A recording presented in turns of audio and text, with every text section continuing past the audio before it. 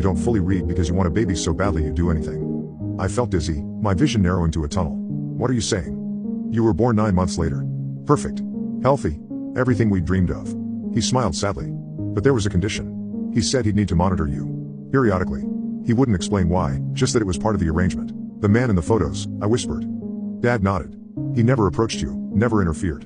Just watched. From a distance. Your mother spotted him first, at your christening.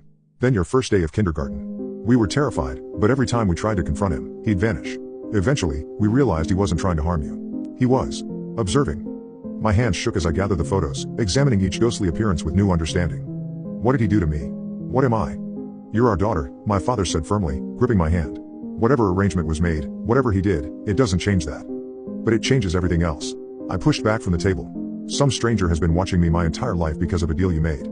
We were desperate, he repeated, tears forming. We just wanted you. I took a deep breath, forcing myself to calm down. Have you seen him recently? Since Mom got sick? Dad shook his head. Not for years. We thought maybe whatever he was monitoring had finished. That night, after my father left and Jason took our daughter to his parents' place to give me space, I returned to the photos.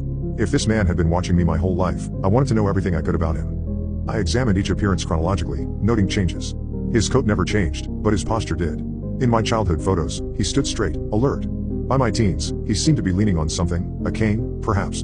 In my wedding photo, he was definitely using a cane. In the most recent images, he appeared to be stooped with age. He was aging. Just like anyone else. On impulse, I grabbed my phone and scrolled through recent pictures. If he'd been in every significant photo of my life, where was he now? I found him in the background of my mother's funeral, standing beneath an oak tree, leaning heavily on his cane. His face, for the first time, was clearly visible as he looked directly at the camera. An old man. Tired. Sad. And so familiar it made my heart stop.